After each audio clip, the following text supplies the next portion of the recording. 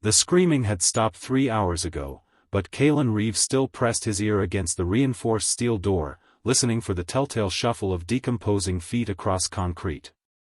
In the flickering emergency lighting of the abandoned biotech laboratory, shadows danced like phantoms across walls lined with empty specimen containers and overturned computer workstations. The irony wasn't lost on him that humanity's last hope might rest in the very place where scientists had once studied death itself. "They're massing again," whispered Zephyr Nakamura from her position at the jury-rigged monitoring station, her fingers dancing across a keyboard cobbled together from salvaged parts. The array of mismatched screens before her displayed thermal signatures gathered from cameras they'd managed to position throughout the facility's perimeter. Red dots clustered like angry wasps around every entrance, their numbers growing by the hour. "I count at least 400, maybe more. The motion sensors are going crazy." Indira Vasquez closed her eyes and pressed her palms against her temples, the weight of leadership crushing down on her shoulders like a physical thing. 2 weeks ago, she'd been a crisis management consultant helping corporations navigate hostile takeovers. Now she found herself orchestrating humanity's survival against an enemy that felt no fear, knew no fatigue, and never stopped hunting. How long before they breached the outer barriers? At their current rate of accumulation? Zephyr's voice carried the clinical detachment of someone who'd learned to compartmentalize horror. 12 hours, maybe 14 if we're lucky. The steel reinforcements won't hold much longer under that kind of sustained pressure. Thessaly Chen emerged from the ventilation shaft she'd been exploring, her dark clothing covered in dust and grime. Her slight frame belied the strength that had kept them supplied with resources from increasingly dangerous scavenging runs. "I found another route to the server room," she reported, pulling off her respirator. "But we've got problems. The undead are learning. I watched them for 20 minutes, and they're starting to coordinate their movements. It's subtle, but they're not just randomly wandering anymore." Corbin Thorne looked up from the barricade he'd been reinforcing, sweat glistening on his scarred forearms. The former construction foreman had become their human wall against the tide of death that crashed against their sanctuary daily. "Learning how?" His voice carried the skepticism of someone who'd seen too much impossible horror to accept anything at face value. "Pack behavior," Avalon Pierce interjected from where she sat tending to their dwindling medical supplies. The trauma surgeon's steady hands had saved them all multiple times, but even her skill couldn't heal the psychological wounds they all carried. "I've been studying the ones we've managed to capture. Their neural activity is minimal, but there's still some basic pattern recognition occurring. They're adapting to our defenses." Kalen pulled away from the door and turned to face his companions, these 5 souls who'd become his unlikely family in the aftermath of civilization's collapse. Each bore the hollow-eyed look of survivors who'd witnessed too much death, lost too many friends, made too many impossible choices. But beneath the trauma, he saw something else: determination. Intelligence. The spark of human ingenuity that had carried their species through every previous extinction event. "Then we adapt faster," he said, moving to the center of their makeshift command post. "Zephyr, how much processing power do we have access to?" "Between the quantum computing cores in the basement and the neural network processors I've managed to salvage?" "Significant." "Why?" Kalen gestured toward the screens showing the growing horde outside. "Because we're thinking about this wrong. We keep trying to build higher walls, stronger barriers, more powerful weapons. But what if the answer isn't keeping them out?" He paused, seeing the skeptical expressions around him. "What if it's teaching them to keep themselves out?" Indira raised an eyebrow. "Elaborate." "They're showing basic learning capabilities, right? Pattern recognition. What if we could exploit that? Create a behavioral conditioning system that turns their own adaptive abilities against them?" Kalen's mind raced as the pieces began falling into place. Not just random deterrence, but a comprehensive psychological warfare system designed specifically for post-human cognitive patterns. Thessaly leaned forward, interest sparking in her eyes. "You're talking about reprogramming them?" Not reprogramming. Training. Like Pavlovian conditioning, but designed for damaged neural networks. Kalen moved to the whiteboard they'd salvaged from a lecture hall, began sketching rough diagrams. We create a learning environment where avoiding this facility becomes their strongest behavioral imperative. Make them teach each other to stay away. Corbin shook his head. That's insane. Even if it worked, how long would it take? We don't have weeks to run experiments. We don't need weeks, Avalon said slowly, understanding beginning to dawn in her expression. We need hours.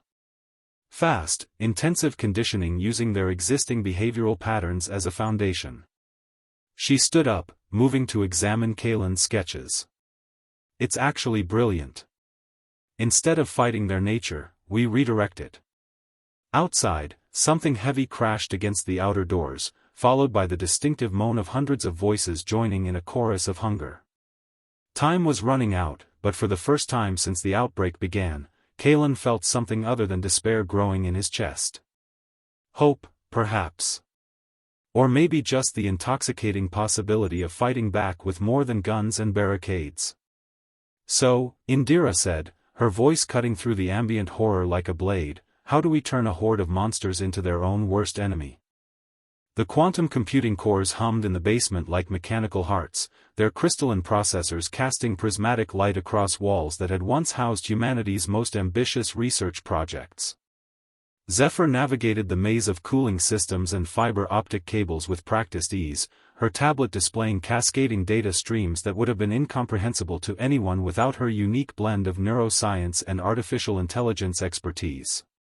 The beautiful thing about damaged neural networks, she explained to Kalen as they descended deeper into the facility's technological core, is that they're actually more susceptible to rapid conditioning than healthy ones. The undead don't have higher cognitive functions interfering with basic stimulus response patterns. Above them, the rhythmic pounding against the outer barriers had intensified, accompanied by an increasingly coordinated effort to breach their defenses.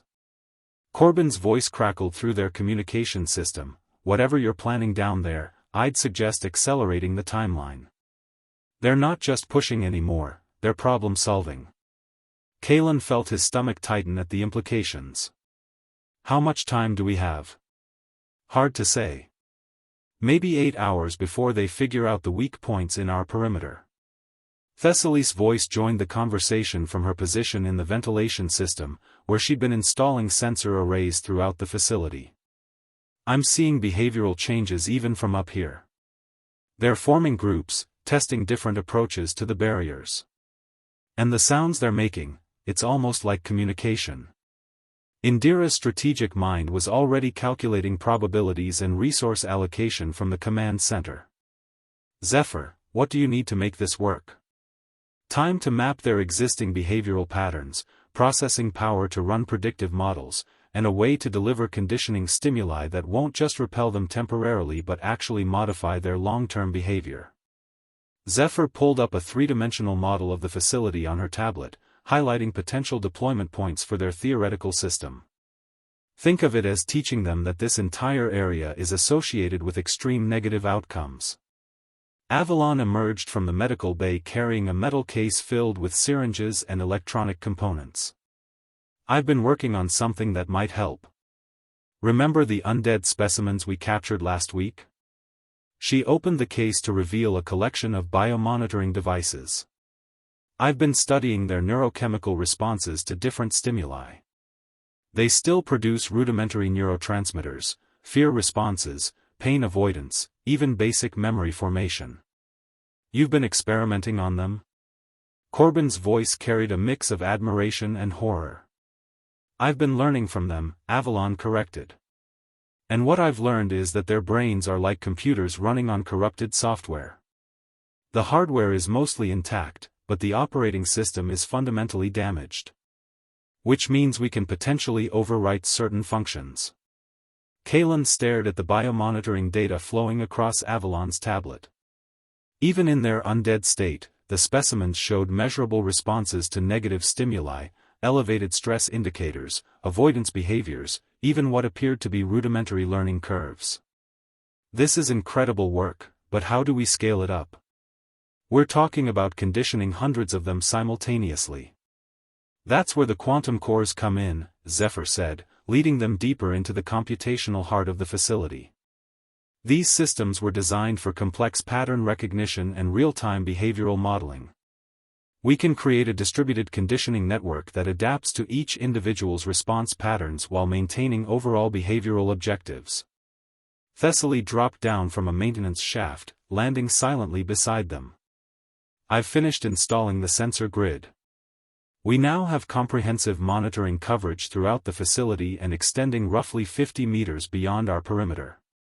She activated her tablet, showing a real-time map populated with hundreds of moving dots. The density is increasing exponentially. Whatever we're going to do, we need to start now. The group gathered around Zephyr's primary workstation, watching as she began integrating Avalon's biological data with the facility's sensor network and the quantum processing systems. Lines of code scrolled past too quickly for most of them to follow, but the emerging architecture was elegant in its complexity. We're essentially creating an artificial ecosystem, Zephyr explained as she worked. The sensors detect undead presence and behavioral patterns, the quantum cores analyze their responses and predict optimal conditioning strategies, and then we deploy targeted stimuli designed to create lasting behavioral modifications. What kind of stimuli? Indira asked. Avalon consulted her research notes. Subsonic frequencies that trigger anxiety responses, electromagnetic fields that interfere with their already damaged neural pathways, targeted light patterns that create disorientation. Nothing that would destroy them, but everything calculated to make approaching this facility the most unpleasant experience their damaged minds can process. And the learning component? Each negative experience reinforces the avoidance behavior, Kalen added, finally understanding the full scope of their plan. But more importantly, they'll communicate that avoidance to other undead through their emerging pack behaviors. We're not just conditioning individuals, we're creating a cultural shift in the entire local population. Corbin's voice interrupted their planning session with urgent intensity, movement on the east barrier. They're stacking themselves into climbing formations. I need backup up here, now. Indira immediately shifted into crisis management mode. Corbin, fall back to secondary positions. Thessaly, I need you topside for reconnaissance. Avalon, how quickly can we implement a partial version of this system? Give me 2 hours with the subsonic generators, Zephyr replied, her fingers flying across multiple keyboards simultaneously. I can have basic conditioning protocols online within the next 90 minutes. You have 1 hour, Indira said firmly. Kalen, stay with Zephyr and help however you can. I'm going to coordinate our defensive positions. As the team dispersed to their respective tasks, Kalen found himself alone with Zephyr in the heart of the quantum computing facility. Around them, machines worth millions of dollars hummed with purpose, preparing to wage psychological warfare against an enemy that had already conquered most of the world. Do you really think this will work? He asked quietly. Zephyr paused in her coding, looking up at him with eyes that had seen too much horror but still retained a spark of scientific curiosity. I think it's the smartest approach anyone's tried yet. Instead of fighting them directly, we're fighting the very thing that makes them dangerous, their ability to adapt and learn. Outside, the sounds of systematic assault grew louder, more organized. But in the depths of the facility, surrounded by humanity's most sophisticated technology, they were preparing to turn evolution itself into a weapon. 57 minutes later, the first subsonic pulse rippled through the facility's external speaker array with a frequency just below human hearing but precisely calibrated to trigger anxiety responses in damaged neural tissue. On Zephyr's monitors, the thermal signatures surrounding their perimeter immediately showed signs of agitation, scattered movement patterns, increased clustering, and what appeared to be confusion in their previously coordinated assault patterns. Initial response looks promising, Zephyr reported, adjusting parameters in real time as the quantum processors analyzed incoming behavioral data. Elevated stress indicators across approximately 60% of the test population, with notable avoidance behaviors beginning to manifest in the western quadrant. Thessaly's voice crackled through the communication system from her position atop the facility's central tower. "I can see the effects from up here. The ones near the west wall are backing away, but the eastern group is actually becoming more aggressive. It's like they're compensating for the discomfort by increasing their assault intensity." Kalen studied the biomonitoring data flowing across multiple screens, looking for patterns in the chaos. "That's actually good news. It means they're feeling the effects, even if some are responding with aggression rather than avoidance." "Avalon, what did your research suggest about individual variation in conditioning responses?" "Roughly 30% showed immediate avoidance behaviors, 40% showed adaptation over time, and 30% showed increased aggression initially before eventual conditioning," Avalon replied from the medical bay where she was preparing secondary stimulus protocols.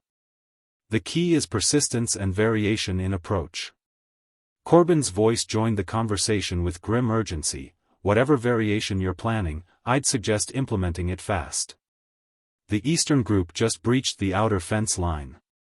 I'm estimating 15 minutes before they reach the building itself." Indira's command presence cut through the technical discussion like a blade. "Zephyr, deploy the electromagnetic field generators. Thessaly, I need a visual assessment of their current formation patterns. Everyone else, prepare for potential breach scenarios while maintaining focus on the conditioning protocols." The electromagnetic field generators came online with a barely audible hum, creating localized distortions in the Undead's already compromised neural activity. The effect was immediate and dramatic. Dozens of thermal signatures began displaying erratic movement patterns, with many individuals separating from the main groups and wandering in seemingly random directions. "Neurological disruption confirmed," Avalon reported, monitoring the biosignatures from their captured specimens. "The electromagnetic fields are interfering with what remains of their neural pathway coordination. They're losing the ability to maintain cohesive group behaviors." Zephyr expanded the electromagnetic coverage while simultaneously adjusting the subsonic frequencies based on real-time feedback from the quantum analysis systems. "The beautiful thing about damaged neural networks is that they're incredibly vulnerable to targeted interference. We're essentially giving them the neurological equivalent of a severe migraine while making our facility the source of that discomfort." Visual confirmation of behavioral modification, Thessaly reported from her elevated position. "The western groups are definitely retreating, and the eastern assault has lost coordination. But I'm seeing something interesting. Some of them are staying at the edge of our influence zone, like they're learning the boundaries of the discomfort fields." Kalen felt a chill that had nothing to do with the facility's climate control system. "That's exactly what we want. They're learning to associate proximity to our location with negative experiences.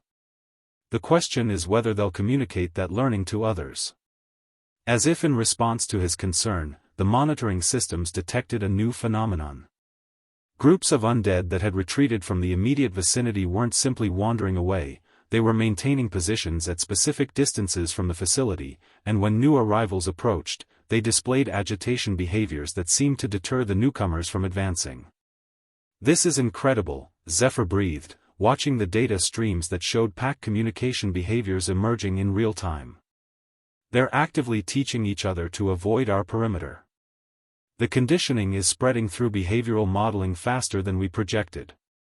Avalon's voice carried excitement mixed with scientific fascination.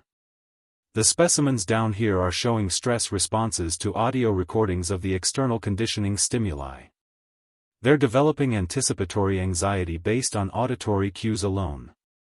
We're creating a learned fear response that transcends direct experience."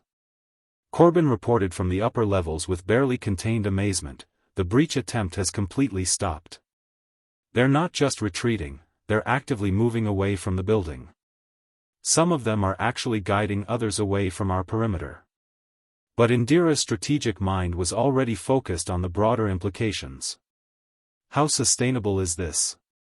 What happens when larger groups arrive? What about undead that haven't been exposed to our conditioning protocols? That's the elegant part, Kalen realized. studying the behavioral propagation patterns displayed across Zephyr's screens. Each successfully conditioned individual becomes a vector for spreading the avoidance behavior.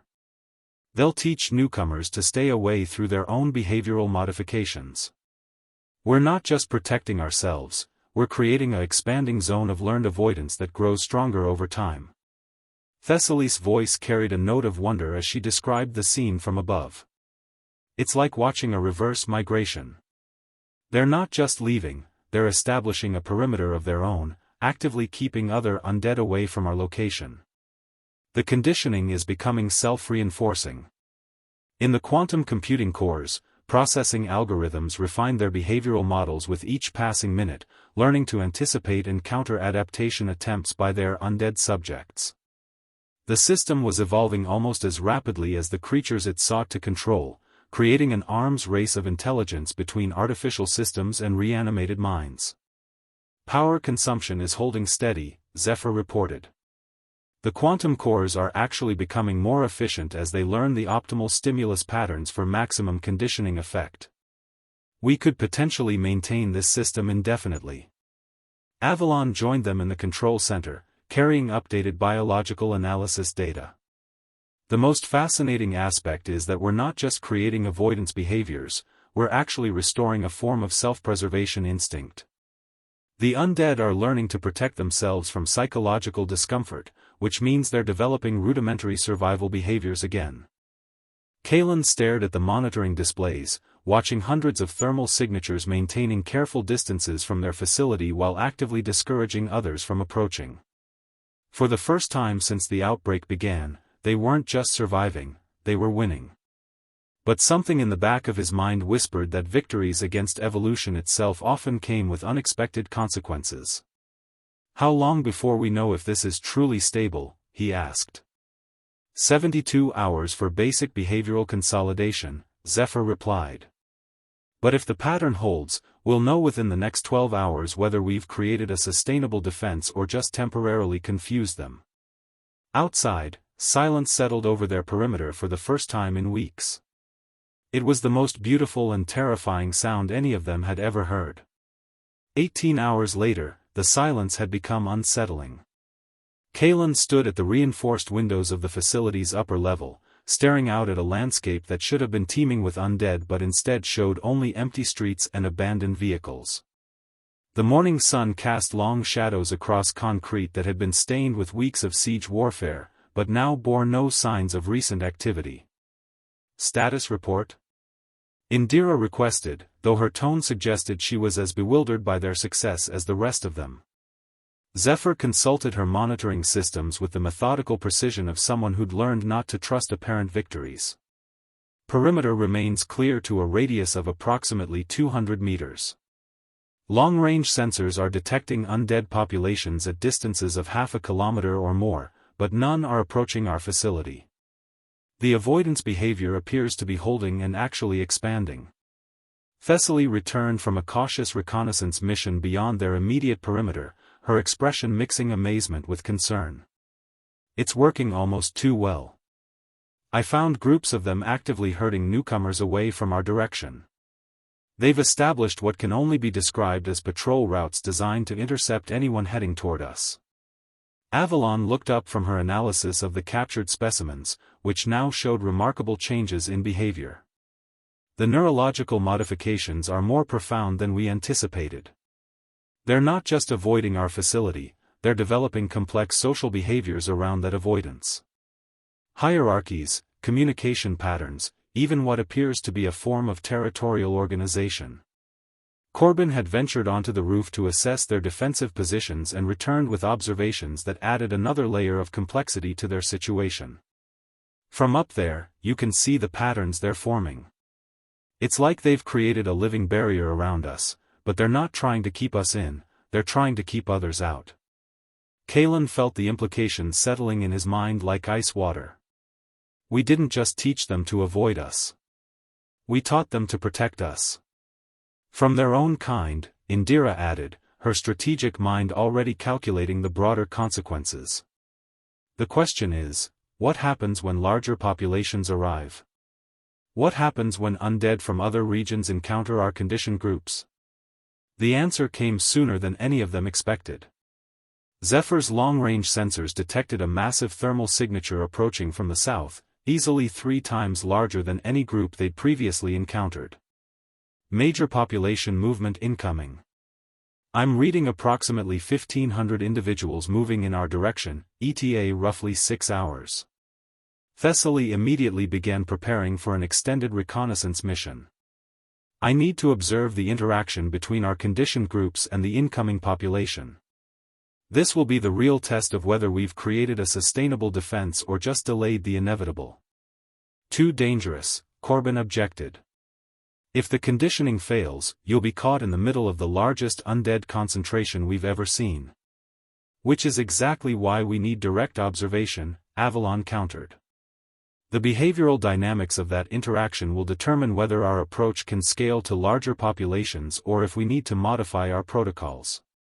Kalen studied the approaching thermal signature on Zephyr's displays, noting the organized movement patterns that suggested this wasn't just a random migration. They're moving too purposefully. Something is drawing them here. Or someone, Indira said quietly, voicing the concern they'd all been avoiding. We know some undead retain more cognitive function than others. What if there are individuals capable of overriding our conditioning protocols? Zephyr ran analysis algorithms against the incoming population's movement patterns, comparing them to the behavioral models they developed over the past weeks. Movement characteristics suggest a combination of standard undead migration behavior and something more directed. There may indeed be individuals with sufficient cognitive function to resist or overcome our conditioning. Avalon gathered her biomonitoring equipment and prepared for an intensive observation session. If there are resistant individuals, we need to understand what makes them different. Are we dealing with genetic variations, different stages of infection, or something else entirely? The facility's quantum processors hummed with increased activity as Zephyr prepared enhanced conditioning protocols designed to handle larger populations and potentially resistant individuals. I'm implementing adaptive response algorithms that will adjust stimulus intensity and variation based on real-time behavioral feedback. If they're bringing enhanced cognitive abilities to the confrontation, we'll counter with enhanced artificial intelligence. Thessaly checked her equipment one final time before departing for her observation mission. I'll maintain communication as long as possible, but if things go wrong out there, don't attempt a rescue. The data we gather from this interaction is more important than any individual. As she disappeared into the facility's exit routes, Kalen found himself confronting the possibility that their success might have been temporary, or worse, that it might have attracted exactly the kind of attention they'd been trying to avoid. What if our conditioning protocols work too well? What if we've created something that other undead populations perceive as a threat? Then we find out whether artificial intelligence can out-evolve natural selection, Zephyr replied, her fingers dancing across control interfaces as she prepared their systems for the largest test they'd yet faced. Corbin positioned himself at the facility's primary observation post, binoculars trained on the horizon where the approaching horde would first become visible. Whatever's coming, we'll be ready for it. But Indira's expression suggested she was calculating scenarios none of them wanted to consider. The real question isn't whether we can handle 1,500 undead. It's whether we can handle what happens if we succeed too completely. On the monitoring displays, the thermal signature of the approaching population continued its inexorable advance toward their facility, while around them, their carefully conditioned defenders maintained their protective perimeter, unaware that they were about to face the ultimate test of artificial evolution versus natural adaptation. In the quantum cores below, processing algorithms prepared for computational warfare against an enemy that might prove far more intelligent than any of them had dared to imagine. The collision between the conditioned undead and the approaching horde created a spectacle that defied every assumption they'd made about undead behavior. From her concealed position 300 meters from the facility, Thessaly watched through high-powered binoculars as approximately 200 of their conditioned defenders formed organized lines facing the incoming mass of 1,500 newcomers. "This is unprecedented," she whispered into her communication device, her voice barely concealing her amazement. "They're not just avoiding each other, they're actively engaging in what can only be described as territorial defense. In the facility's control center, Zephyr monitored the biosignatures of both populations through their sensor network, watching real-time neurological data that challenged everything they thought they knew about undead cognition. The conditioned groups are showing coordinated stress responses, elevated adrenaline production, and synchronized behavioral patterns that suggest complex communication. Avalon studied the streaming biological data with growing excitement and concern. They're not just protecting territory, they're protecting us. Our conditioning protocols didn't just teach them avoidance, they created a form of symbiotic relationship where our survival has become linked to their territorial behavior. The initial contact between the two groups was unlike anything in their previous observations. Instead of immediate violence or simple avoidance, there was a period of what appeared to be communication, vocalizations, gestures, and positioning that suggested the conditioned undead were attempting to convey information to the newcomers. Are they trying to teach them? Kalen wondered aloud, watching the interaction patterns on the facility's main displays. It looks like it, Thessaly confirmed from her field position. The conditioned ones are displaying the same behaviors they use to redirect other undead away from the facility, but the newcomers aren't responding appropriately. There's definitely resistance to the conditioning. Corbin observed the confrontation from the facility's highest vantage point, noting tactical details that escaped the electronic sensors. The incoming group has structure. There are individuals positioned throughout their formation that seem to be directing movement and decision-making. This isn't random migration. Indira immediately grasped the implications. Command and control. We're not just dealing with a larger population, we're dealing with organized opposition. The standoff lasted nearly an hour before the first violence erupted. When it came, the battle was brief but ferocious, with the conditioned undead fighting with a coordination and purpose that astonished their human observers. They weren't just defending territory, they were executing sophisticated tactical maneuvers. The conditioning protocols have had effects far beyond what we modeled, Zephyr reported, watching as their defenders successfully repelled the initial assault. They're not just avoiding our facility anymore, they've developed complex social structures centered around protecting it. But the victory came at a cost. Nearly 30% of their conditioned defenders were destroyed in the confrontation, and the surviving newcomers retreated only to establish their own perimeter at a distance of approximately 1 kilometer. Thessaly's field report carried ominous undertones. The retreating group isn't dispersing. They're maintaining formation and appear to be planning. I can see individuals moving between different clusters, and there's definitely coordinated activity happening. Avalon analyzed tissue samples from the battlefield, comparing the neurological development of their conditioned defenders with specimens from the attacking force. The newcomers show significantly different brain chemistry patterns. Higher cognitive function, more complex neural pathways, and what appears to be resistance to the electromagnetic and subsonic conditioning stimuli. Evolution in action, Kalen realized with growing dread. We created selective pressure for higher intelligence. The undead populations that can resist our conditioning have survival advantages, so they're becoming dominant. Zephyr ran predictive models based on the encounter data, and the results painted a troubling picture. If this pattern continues, we'll face increasingly intelligent opposition. Each successful defense will eliminate less cognitively capable undead while allowing more intelligent ones to survive and reproduce, whatever passes for reproduction in their current state.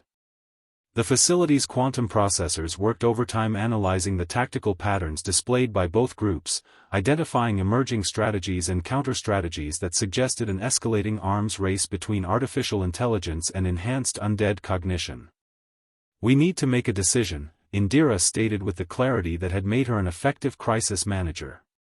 Do we continue refining our conditioning protocols to stay ahead of their adaptation, or do we consider that we might be creating something worse than what we started with?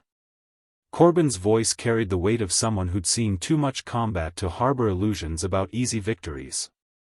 Those newcomers aren't just more intelligent, they're more organized, more purposeful. If we keep winnowing out the less capable ones, we might end up facing something that makes our current situation look like a minor inconvenience. Thessaly returned from her reconnaissance mission with intelligence that confirmed their worst fears. The retreating group has been joined by others. I count at least 3 separate populations that have converged on their position, and they're displaying coordinated planning behaviors. They're not just avoiding our conditioning, they're studying it. The monitoring systems detected new movement patterns as the combined undead forces began probing their perimeter at different points, testing the boundaries of their conditioning fields with methodical precision. They're mapping our defensive capabilities, Avalon observed, studying the biosignatures that showed calculated rather than instinctive behavior. This isn't trial and error anymore, it's systematic intelligence gathering. Kalen stared at the displays showing their facility surrounded by increasingly organized undead forces, each group displaying higher cognitive function than they'd previously encountered. Their success had created exactly the opposite outcome they'd intended. Instead of eliminating the threat, they'd accelerated the evolution of their enemies. "We wanted to create the smartest defense against the undead," he said quietly. "Instead, we created the smartest undead against any defense." In the quantum cores, artificial intelligence algorithms prepared for computational warfare against enemies that were becoming more intelligent with each encounter. The question was no longer whether they could survive, it was whether they could prevent their own success from dooming the rest of humanity. The siege that followed lasted 72 hours and redefined everything they thought they understood about warfare against the undead. Instead of mindless assault, the enhanced undead populations implemented sophisticated strategies, coordinated diversions, systematic testing of defensive systems, and what appeared to be genuine tactical innovation. Zephyr monitored their approach through the facility's sensor network, watching thermal signatures move with military precision around their perimeter. They're conducting reconnaissance in force. Small groups probe different sections of our defensive grid while the main body maintains strategic distance. This is advanced tactical thinking. Thessaly had established multiple observation posts throughout the facility's interior, providing continuous surveillance of the besieging forces. The concerning part is how quickly they adapt. Every time we adjust our conditioning protocols, they modify their approach within hours. They're learning faster than our systems can compensate. In the medical bay, Avalon studied tissue samples recovered from the recent confrontations, comparing neural development patterns across different undead populations. The evolutionary pressure we created is producing remarkable results. Enhanced connectivity in the frontal cortex, improved synaptic density in areas associated with planning and coordination, even what appears to be restoration of some higher cognitive functions. Kalen felt the weight of unintended consequences settling around them like a shroud. We accelerated their evolution by creating selection pressure for intelligence. Every undead population that survives contact with our defenses becomes smarter, more organized, more dangerous. Corbin coordinated their defensive positions while monitoring the tactical patterns displayed by their besiegers. They're not just learning our weaknesses, they're anticipating our responses. When I reinforce the eastern approaches, they immediately shift focus to areas I haven't strengthened yet. That level of strategic thinking suggests planning capabilities beyond anything we've seen before. The quantum processing cores worked continuously to analyze behavioral patterns and develop counter-strategies, but even artificial intelligence struggled to keep pace with the rapid cognitive evolution occurring in their enemies. Zephyr's algorithms generated increasingly complex conditioning protocols, only to watch them being systematically defeated by undead forces that seem to understand and counter their effects. "We're in an intelligence arms race," Indira observed from the command center, studying tactical displays that showed undead formations utilizing cover, coordinated timing, and strategic deception. "And we're losing." The breakthrough came when Avalon made a discovery that changed their understanding of the entire situation. Deep analysis of neural tissue from their most recently encountered undead revealed structures that shouldn't have existed, new neural pathways that appeared to be artificially enhanced rather than naturally evolved. "This isn't just evolution," she announced, calling the team together around her analysis displays. Someone or something is deliberately enhancing them. These neural modifications show signs of technological intervention. Thessaly's expression turned grim as she processed the implications. You're saying something is upgrading them? I'm saying something with advanced biotechnology is systematically improving their cognitive capabilities. The patterns are too regular, too precisely targeted to be natural selection. Zephyr immediately began analyzing communication intercepts from the besieging forces, applying pattern recognition algorithms to their vocalizations and behavioral coordination. If they're being technologically enhanced, there should be evidence of coordinated instruction or remote guidance. The results were chilling. Hidden within the seemingly random sounds made by the enhanced undead were complex communication patterns, digital signals embedded in vocalization frequencies that suggested remote coordination and real-time tactical guidance. They're being commanded, Kalen realized, staring at the decoded signal patterns flowing across Zephyr's screens. Someone is using them as remote-controlled military assets. Corbin immediately shifted their defensive focus from biological opponents to technological warfare. If they're receiving external commands, we can potentially jam or intercept those signals. Turn their coordination advantage against them. But Indira's strategic mind was already calculating the broader implications. The question isn't just who's controlling them, it's why. What's the strategic objective of creating enhanced undead forces? What are they trying to accomplish? The answer emerged from deep analysis of the tactical patterns displayed by their besiegers. The enhanced undead weren't just trying to breach their facility, they were conducting systematic evaluation of their defensive capabilities, gathering intelligence about their conditioning protocols and technological resources. We're not under siege, Thessaly realized with growing horror. We're being studied. Avalon's biological analysis confirmed the worst possible scenario.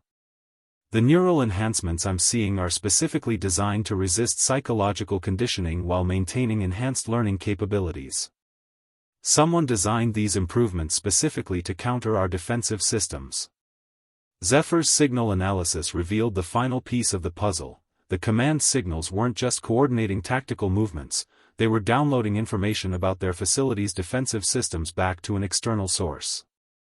They're not trying to destroy us, she announced with dawning understanding. They're trying to copy us. Someone wants our conditioning technology. Kalen stared at the monitoring displays showing hundreds of enhanced undead maintaining perfect tactical positions around their facility, each one serving as a biological sensor gathering intelligence about humanity's most sophisticated defense against the undead threat. The question is, Indira said quietly, who has the technology to create enhanced undead forces, and what do they plan to do with our conditioning protocols once they acquire them? In the quantum cores below, artificial intelligence algorithms worked frantically to develop countermeasures against an enemy that combined biological resilience with technological enhancement. But for the first time since the outbreak began, they faced the possibility that they weren't fighting to save themselves, they were fighting to prevent their own innovations from being turned against the rest of humanity. The smartest defense they'd created had attracted the attention of something far more dangerous than mindless undead, an intelligence sophisticated enough to weaponize evolution itself. The revelation that they were facing technologically enhanced opposition fundamentally changed their tactical situation, but it was Thessaly who discovered the most disturbing aspect of their predicament. During a high-risk reconnaissance mission to the outer perimeter, she identified the source of the command signals controlling the enhanced undead. There's a human among them, she reported through encrypted communication, her voice barely steady. Not undead, not enhanced, completely human.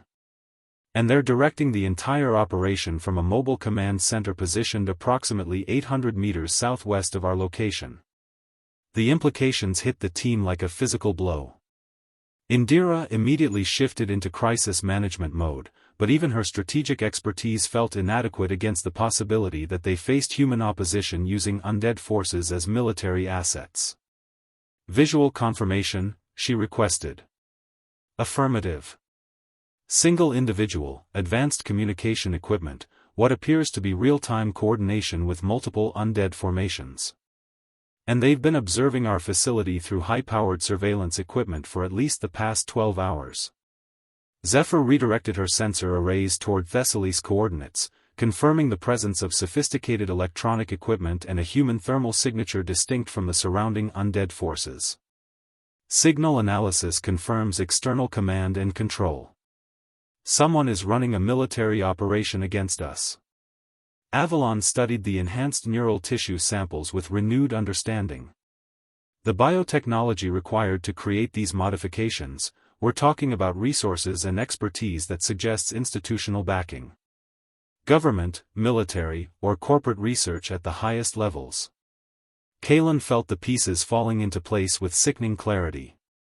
We developed a revolutionary approach to undead management, and someone wants to acquire it. The enhanced undead aren't trying to destroy us, they're trying to capture us. Corbin's tactical assessment painted an even grimmer picture. If they want us alive, they'll eventually move to more direct methods. The siege is just the preliminary phase. The human controller's strategic patience became clear over the following hours. Instead of pressing their assault, the enhanced undead forces maintained their positions while conducting systematic intelligence gathering. Every defensive measure the facility deployed was carefully observed, catalogued, and presumably transmitted back to whoever had orchestrated this operation. They're building a complete tactical profile of our capabilities, Indira realized, watching the methodical approach patterns displayed on their monitoring systems. When they finally move against us, they'll know exactly how to counter everything we can deploy. Zephyr worked frantically to develop countermeasures against the external command signals, but the sophistication of the control system suggested resources far beyond their facility's capabilities. The communication protocols are military-grade encrypted, the command architecture is distributed across multiple frequencies, and they're using the enhanced undead as biological signal repeaters. Jamming them would require more power than we can generate. Thessaly's field intelligence revealed additional complications. The human controller isn't alone. I'm detecting multiple human thermal signatures at extended range, suggesting a larger operational team. This isn't an individual effort, it's an organized military operation.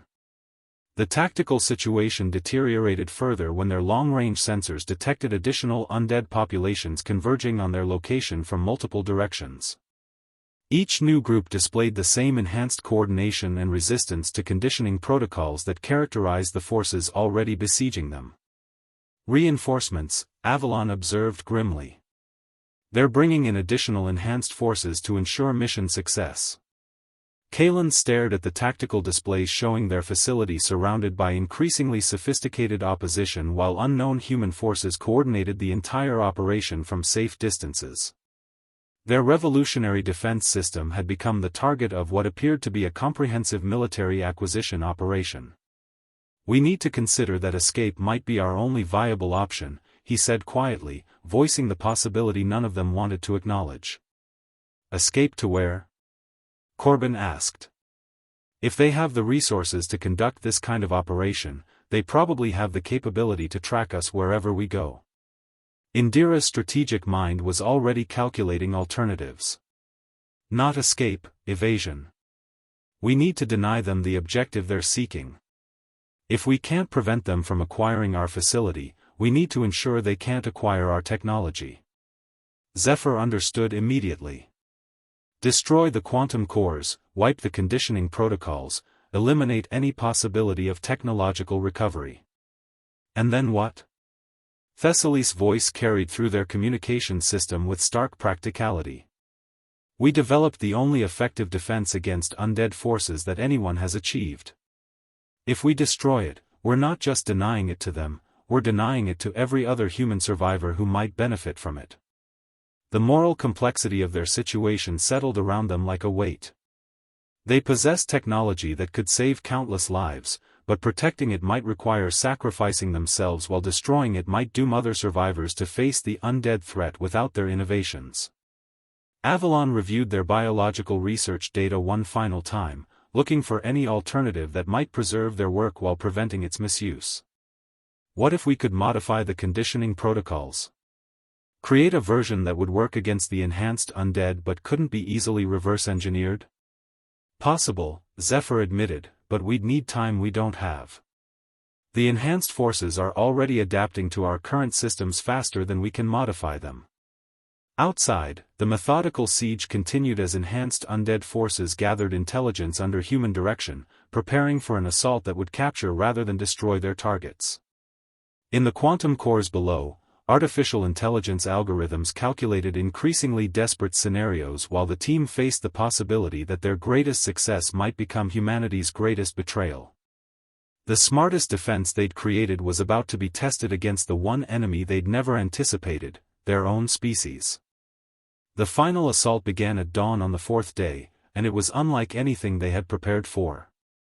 Instead of overwhelming force, the enhanced undead moved with surgical precision, systematically disabling their defensive systems while human controllers coordinated the operation from multiple remote positions.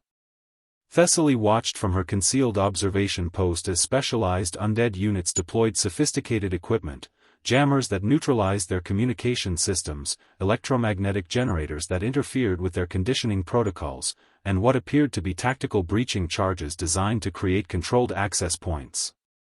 They're not just enhanced, she reported through their rapidly degrading communication network. They're equipped. Someone provided them with military hardware specifically designed to counter our defenses. In the facility's control center, Zephyr struggled to maintain system functionality as their defensive grid failed in coordinated sequence. The quantum cores are holding, but everything else is being systematically neutralized. They know exactly what to target and when. Kalen made the decision that had been inevitable since they discovered the nature of their opposition. Initialize the destruction protocols. If we can't keep the technology out of their hands, we have to ensure it can't be recovered. Wait, Avalon interrupted, studying the enhanced undead's approach patterns through her biomonitoring systems. Something's wrong with their neural signatures. The enhanced individuals are showing signs of systemic failure. Through the facility's surviving sensor arrays, they watched as several of the most sophisticated enhanced undead suddenly collapsed, their coordinated movements dissolving into the random shambling that characterized unmodified specimens. The enhancements are unstable, Zephyr realized, analyzing the pattern of failures spreading through the attacking forces. Whatever they used to create the enhanced cognition is breaking down under operational stress. Thessaly's field report confirmed their observations. Multiple enhanced units down, and the human controllers are pulling back. Something is definitely going wrong with their enhanced forces. The revelation came when Avalon completed her analysis of the failed enhancement patterns. The neural modifications aren't sustainable. They require constant technological maintenance, and the stress of coordinated military operations accelerates the breakdown. The enhanced undead have a limited operational lifespan. How limited? Indira asked, already calculating strategic implications. Based on the degradation patterns I'm seeing? Hours, maybe less under combat conditions. The tactical situation shifted dramatically as the enhanced undead forces began experiencing systematic failures. Without their technological superiority, they reverted to standard undead behavior patterns, making them vulnerable to the facility's conditioning protocols once again. The electromagnetic and subsonic systems are regaining effectiveness, Zephyr reported, watching as the attacking forces began displaying the avoidance behaviors they'd originally programmed. We can re-establish our defensive perimeter. But Corbin's observation from the upper levels revealed the true scope of what they were witnessing. The human controllers are retreating. They're abandoning the entire operation as their enhanced forces fail. Thessaly confirmed the withdrawal through direct observation.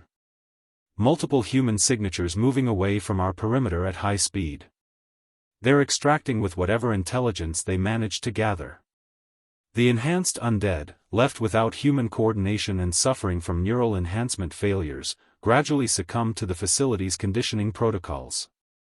Within hours, the siege had dissolved as the surviving attackers either failed completely or reverted to conditioned avoidance behaviors.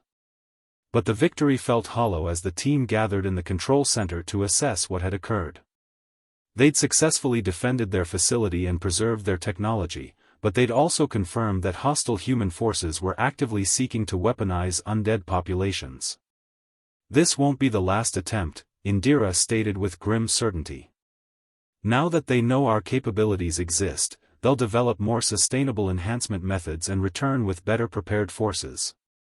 Kalen studied the data they'd gathered about the enhancement technologies and human coordination methods. "But we learned something crucial. The enhanced undead are inherently unstable. Any attempt to create long-term enhanced forces will face the same degradation problems we witnessed." Avalon reviewed the biological evidence one final time. The enhancement process appears to be fundamentally incompatible with undead physiology over extended periods. They can create temporarily enhanced forces, but not permanent ones. "Which means," Zephyr added, implementing security protocols to protect their data from future acquisition attempts, that our conditioning technology remains the most sustainable approach to undead management. Natural psychological modification is more stable than technological neural enhancement.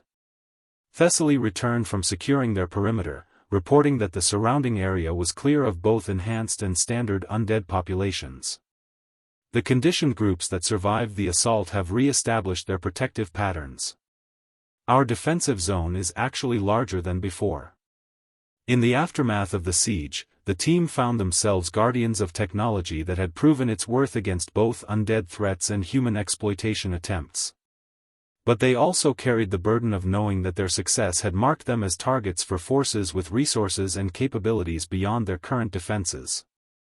"We can't stay here indefinitely," Corbin observed, stating the conclusion they'd all reached. "Eventually, they'll return with better methods." "Then we share the technology," Kalen decided, looking around at his companions who'd become family through shared survival and common purpose. "We document everything, distribute the knowledge, ensure that other survivor communities can implement their own conditioning systems." "And then?" Indira asked. "Then we disappear," Thessaly said quietly. "Let the technology survive while we find somewhere new to continue the work." Avalon gathered their research data while Zephyr prepared encrypted transmission protocols that would scatter their discoveries across every survivor network they could reach. In the quantum cores below, artificial intelligence algorithms compiled comprehensive documentation of humanity's smartest defense against the undead. As evening settled over their facility, Kalen stood at the windows overlooking a landscape that remained clear of undead for the first time in months. They'd achieved something unprecedented, a truly effective defense against humanity's greatest threat.